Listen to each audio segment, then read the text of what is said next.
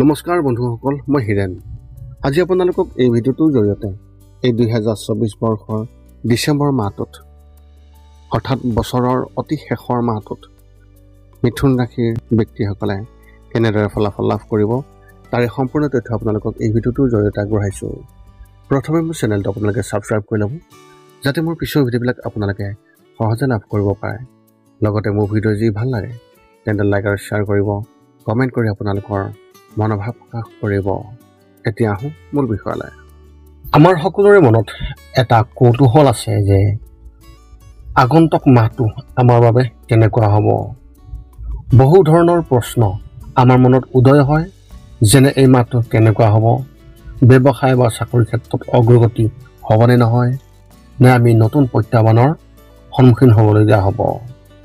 সেয়েহে আপোনাৰ ৰাশি আৰু ৰাশিৰ ওপৰত বিভিন্ন গ্ৰহ নক্ষত্ৰৰ প্ৰভাৱ আৰু গতিবিধিৰ ওপৰত বিবেচনা কৰি এই ডিচেম্বৰ মাহটোত মাহেকীয়া ৰাশিফলৰ সঠিক মূল্যায়ন কৰা হৈছে আপোনালোকক এই ভিডিঅ'টোৰ জৰিয়তে, যাতে আপুনি সেই অনুসৰি প্ৰস্তুতি চলাব পাৰে।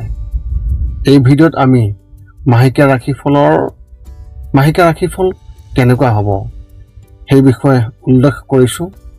ইয়াত আপোনাৰ পৰিয়াল, আৰ্থিক, কেৰিয়াৰ, শিক্ষা, প্ৰেম, স্বাস্থ্যৰ এনেধৰণৰ বিভিন্ন দিশৰ ওপৰত ভিত্তি কৰি এই ডিচেম্বৰ মাহটোত আপোনাৰ ভৱিষ্যতবাণী কেনে হ'ব তাৰেই বিৱৰণ আপোনাক উল্লেখ কৰা হৈছে। ইয়াৰ দ্বাৰা আপুনি জানিব পাৰিব যে ডিচেম্বৰ মাহত আপুনি আপোনাৰ ৰাশিফলৰ অনুসৰি কি প্ৰস্তুতি চলাব লাগিব। ইয়াত উল্লেখ কৰা ৰাশিফলৰ যি বৰ্ণন, সেই বৰ্ণন আপুনি খুব ভালভাৱে মন দি শুনক আৰু সেই অনুসৰি আপুনি প্ৰস্তুতি চলাওক। কিন্তু আপোনালোকক এইটো জনাই থোৱা উচিত যে এই ভিডিঅ'ৰ এই যি ৰাশিফলৰ বৰ্ণন, এই বৰ্ণন এক বিশেষ ৰাশিৰ ওপৰত বিশেষভাৱে বিবেচনা কৰি এই ভিডিঅ'টো প্ৰস্তুত কৰা হোৱা নাই, বিশেষকৈ এজন ব্যক্তিৰ হিচাপে নহয়। ইয়াত ৰাশিৰ ওপৰত যি ফলাফল প্ৰভাৱ পৰিব তাৰে বৰ্ণন উল্লেখ কৰা হৈছে। গতিকে এনেদৰে আপুনি আপোনাৰ জীৱনত ঘটিব পৰা সকলো কথাৰ তথ্য জানিব পাৰিব এই ভিডিঅ'টোৰ জৰিয়তে। গতিকে কোনো পলম নকৰাকৈ এতিয়া আমি এই 2024 বৰ্ষৰ ডিচেম্বৰ মাহটোত মাহেকীয়া ৰাশিফলৰ বৰ্ণন আপোনালোকৰ আগত আগবঢ়াবলৈ আগবাঢ়িছোঁ। পাৰিবাৰিক জীৱনৰ ক্ষেত্ৰত এনেধৰণৰ আপোনাৰ পাৰিবাৰিক সম্পৰ্ক আগৰ তুলনাত খুবেই ভাল হ'ব আৰু পাৰস্পৰিক সম্পৰ্ক শক্তিশালী হ'ব। আপোনালোকৰ পৰিয়ালৰ লোকসকল আপোনাৰ দ্বাৰা বিশেষভাৱে প্ৰভাৱিত হ'ব। যদি আপোনাৰ পৰিয়ালত সম্পত্তিৰ বিষয়ে পুৰণি বিবাদ হৈ আছে, তেন্তে এই মাহতে এই সমস্যাটো সমাধান হ'ব আৰু আপোনাৰ ওপৰত সকলোৰে আস্থা শক্তিশালী হ'ব।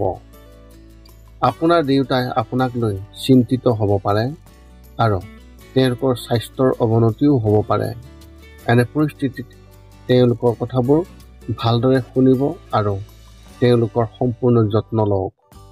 এই মাহত তেওঁলোকক আপোনাৰ প্ৰেমৰ প্ৰয়োজন হ'ব। ব্যৱসায় আৰু চাকৰিৰ ক্ষেত্ৰত এনেধৰণৰ বছৰৰ শেষৰ মাহত কিছু লোকচানৰ সম্ভাৱনা দেখিবলৈ পোৱা গৈছে, বিশেষভাৱে অৰ্থনৈতিক ফালৰ পৰা। এই সময়ত মংগল গ্ৰহ আপোনাৰ ওপৰত গধুৰ হ'ব আৰু আপোনাক এৰাই চলিবলৈ আপুনি এই সমস্যাৰ পৰা আপুনি মুক্তি পাবলৈ হ'লে আপুনি প্ৰতিদিনে হনুমান প্ৰভুৰ চালিচা আবৃত্তি কৰক। তাত আপুনি যথেষ্ট সুফল লাভ কৰিবলৈ পোৱা দেখা যাব। ৰাজনীতিৰ লগত জড়িত লোকসকলে নিজৰ বাবে নতুন সুযোগ বিচাৰিব, কিন্তু তেওঁলোক হতাশ হ'ব পাৰে। কাম কৰা ব্যক্তিসকল অস্থিৰ হৈ থাকিব পাৰে আৰু তেওঁলোকৰ চাকৰিৰ প্ৰতি মোহভংগ হোৱাৰ আশংকা দেখিবলৈ পোৱা যাব। এনে পৰিস্থিতিত তেওঁলোকৰ সহকৰ্মীসকলৰ সৈতে তেওঁলোকৰ মতানৈক্যৰ কথা আগবাঢ়ি যাব পাৰে। এনে পৰিস্থিতিত আপোনাৰ মনক নিয়ন্ত্ৰণ কৰি যিকোনো সিদ্ধান্ত চিন্তা কৰিহে ল'বলৈ আপোনাক অনুৰোধ জনোৱা হ'ল। শিক্ষা আৰু কেৰিয়াৰ ক্ষেত্ৰত এনেধৰণৰ এই মাহত ছাত্ৰ ছাত্ৰীৰ বাবে খুবেই ভাল হ'ব আৰু পৰীক্ষাত তেওঁলোকে ভাল নম্বৰ পাব। তেওঁলোকৰ মনটোৱে সৃষ্টিশীলতাত অধিক গুৰুত্ব দিব আৰু ইয়াৰ নতুন কিবা এটা কৰিবলৈ চেষ্টা কৰিব। উচ্চ শিক্ষা অধ্যয়ন কৰি থকা ছাত্ৰ ছাত্ৰীসকলে সহপাঠীসকলৰ পৰা সম্পূৰ্ণ সমৰ্থন লাভ কৰিব আৰু বিশেষভাৱে পথ প্ৰশস্ত কৰিব। যদি আপুনি প্ৰতিযোগিতামূলক পৰীক্ষাৰ বাবে প্ৰস্তুতি চলাই আছে, তেন্তে এই মাহত আপোনাৰ বাবে কিছুমান খুবেই ভাল খবৰ আহিব পাৰে, যাৰ ফলত আপোনালোকৰ মন সুখী হৈ থাকিব। প্ৰেমৰ ক্ষেত্ৰত এনেধৰণৰ প্ৰেমৰ সম্পৰ্ক আপোনাৰ এই সময়ত খুবেই মিঠা হৈ থাকিব আৰু আপুনি সুখী থাকিব। মাহৰ মাজভাগত আপোনাৰ সংগীৰ সৈতে কিবা এটা বিষয়ক লৈ মতানৈক্য হ'ব পাৰে, কিন্তু পাৰস্পৰিক বুজাবুজিৰ বাবে ইয়াৰ সমাধান অতি সোনকালে হ'ব। এই সময়ছোৱাত সম্পৰ্কত থকা এজনৰ অজ্ঞাত ব্যক্তিয়ে টেঙা কৰিবলৈ চেষ্টা কৰিব পাৰে আপোনালোকৰ সম্পৰ্ক। গতিকে যিকোনো ধৰণৰ যন্ত্ৰৰ পৰা আঁতৰি থাকক, নহ'লে সম্পৰ্কত দূৰত্ব বৃদ্ধি পাব পাৰে। যদি আপুনি এতিয়াও বিবাহ পাশত আবদ্ধ হোৱা নাই, তেন্তে এই মাহত আপোনালোকৰ বাবে মাতৃৰ ফালৰ পৰা অৰ্থাৎ মাতৃৰ ককায়েক অৰ্থাৎ আপোনালোকৰ মমাকৰ ফালৰ পৰা কিছুমান সম্পৰ্ক আহিব পাৰে আৰু আপুনিও তেওঁলোকৰ লগত সুখী হ'ব পাৰে।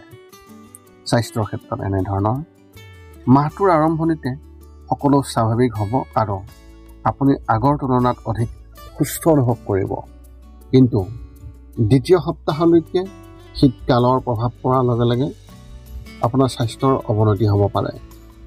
এই সময়ছোৱাত অধিক জ্বৰ হোৱাৰ সম্ভাৱনা দেখিবলৈ পোৱা যাব, যাৰ বাবে শৰীৰটো দুৰ্বল হৈ থাকিব পাৰে। এনে পৰিস্থিতিত ঠাণ্ডা বস্তু খোৱাৰ পৰা আপুনি আঁতৰি থাকক আৰু সম্পূৰ্ণ যত্ন লওক। মাহৰ মাজভাগত আপোনাৰ মনটোৱে কিবা এটা অধিক চিন্তা কৰিবলগীয়া হ'ব পাৰে আৰু কি কৰিব লাগে সেই বিষয়ে সন্দেহত থাকিব পাৰে। এনে পৰিস্থিতিত বিশেষ সমস্যাৰ সৃষ্টি হ'ব পাৰে। এনে পৰিস্থিতিত বয়োজ্যেষ্ঠসকলৰ পৰামৰ্শ অতি উপযোগী হ'ব। আপোনাৰ এই মাহত শুভ সংখ্যা হিচাপে 4 আৰু শুভ ৰং হিচাপে আপুনি এই মাহত কমলা ৰং ব্যৱহাৰ কৰিব পাৰে। মিথুন ৰাশি ব্যক্তিসকলৰ বাবে এক বিশেষ তথ্য। যদি আপোনাৰ বন্ধু বান্ধৱীৰ সৈতে ওলাই অহাৰ অভ্যাস আছে, তেন্তে মাহৰ তৃতীয় সপ্তাহত ক'ৰবাত ওলাই যোৱাৰ পৰা বিৰত থাকক, নহ'লে আপোনাৰ লগত অপ্ৰত্যাশিত কিবা এটা হ'বলৈ পাৰে।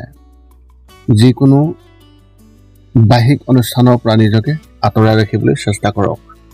এই মাহৰ ৰাশিফলৰ বৰ্ণন জনাৰ পিছতো কেইটামান কথা মনত ৰাখিব লাগিব। যিকেইটা কাম কৰিলে আপুনি শাৰীৰিক আৰু মানসিকভাৱে আপুনি অতি সুস্থ হৈ থাকিব আৰু লগতে আহিব লগা সংকট খুব সহজে দূৰ কৰাত সহায় হ'ব। এই 5টা নিয়ম এনেধৰণৰ। 1 নম্বৰ, শৰীৰটো সুস্থ কৰি ৰাখিবলৈ দৈনিক যোগাসন কৰক, য'ত মূলতঃ 10 মিনিট ওমকাৰ মন্ত্ৰ, 10 মিনিট কপালভাতি আৰু 10 মিনিট অনুলোম বিলোম এই যোগাসন জপ কৰিব লাগিব। ইয়াৰ লগে লগে আপোনাৰ শৰীৰ আৰু মানসিক স্বাস্থ্য একেবাৰে নিখুঁত হৈ থাকিব। ৰাতি শোৱাৰ আগতে নিস্তব্ধ আৰু নিৰ্জন ঠাইত 10 পৰা 20 মিনিট ধ্যান ধাৰণা কৰিব লাগে। ইয়াৰ দ্বাৰা 2টা উপকাৰ পোৱা যায়। এটা হ'ল আপুনি ভাল টোপনি পায় আৰু দ্বিতীয়তে পিছদিনা আপুনি সতেজ অনুভৱ কৰে। ধ্যান কৰি থাকোঁতে মধ্যমীয়া শব্দত শান্ত সংগীতো শুনিব পাৰি।